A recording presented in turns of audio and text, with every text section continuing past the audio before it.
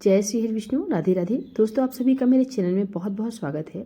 आज हम आपके लिए रविवार व्रत की पौराणिक कथा लेकर आए हैं, तो कथा पूरी सुनेगा और अच्छी लगे तो प्लीज़ लाइक, चैनल को सब्सक्राइब जरूर कीजिएगा।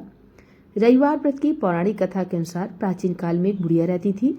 वह नियमित रूप से रविवार का व्रत करती। रविवार के दिन सूर्योदय से पहले उठकर बुढ़िया स्नान आदि से निवृत्त होकर आंगन को गोबर से लीपकर स्वच्छ करती।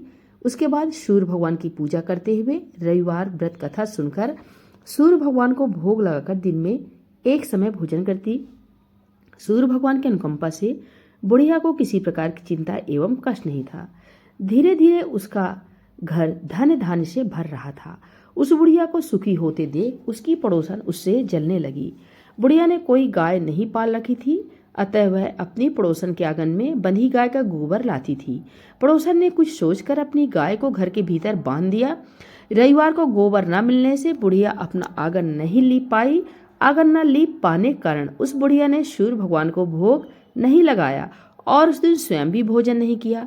सूर्यास्त होने पर बुढ़िया भूखी प्यासी सो गई। प्रातःकाल सूर्योदय से पूर्व उस बुढ़िया की आंख खुली तो वह अपने घर के आंगन में सुंदर गाय और बछड़े को देखकर हैरान हो गई। गाय को आंगन में बांधकर उसने जल्दी से उसे चारा लाकर खिलाया। पड़ोसन ने उस बुढ़िया के आंगन में बंधी सुंदर गाय और बछड़े को देखकर तो वह उससे और अधिक जलने लगी। तभी गाय ने सोने का गोबर किया। गोबर को देखते ही पड़ोसन की आंखें फट गईं। पड़ोसन ने उस बुढ़िया को आसपास ना पाकर तुरंत उस गोबर को उठाया और अपने घर ले गई तथा अपनी गाय का गोबर वहां रख आई। सोने के गोबर से पड़ोसन कुछ दिनों में धनवान हो गई। गाय प्रतिदिन सूर्योदय से पूर्व सोने का गोबर किया करती थी और बुढ़िया के उठने के पहले पड़ोसन उस गोबर को उठाकर ले आती थी। बहुत दिनों तक बुढ़िया को सोने के गोबर के बारे में कुछ पता नहीं चला। बुढ़िया पहले की तरह हर रविवार को भगवान सूर्यदेव का व्रत करती रही और कथा सुनती रही। लेकिन सूर्य भगवान को जब पड़ोसन की चालाकी का पता चला तो उन्होंने तेज आंधी चलाई। आंधी का प्रकोप देखकर बुढ़िया ने गाय को घर के भीतर बांध दिया।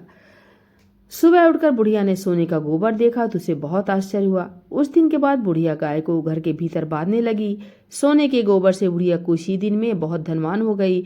उस बुढ़िया के धनी होने से पड़ोसन बुरी तरह जल भुन कर राख हो गई और उसने अपने पति को समझा बुझाकर उसे नगर के राजा के पास भेज दिया। सुंदर गाय को देखकर राजा बहुत खुश हुआ। सुबह जब राजा ने सोने का गोबर देखा तो उसके आश्चर्य का ठिकाना नहीं रहा।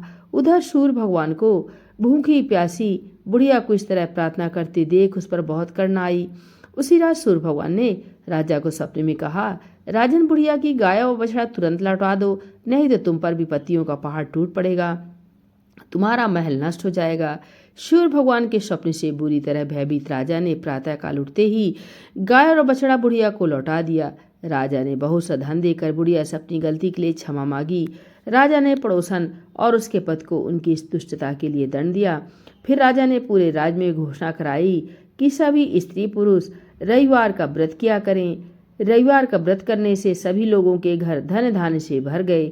रास्ते में चारों ओर खुशहाली छा गई। स्त्री पुरुष सुखी जीवन यापन करने लगे तथा सभी लोगों के शारीरिक कष्ट भी दूर हो गए।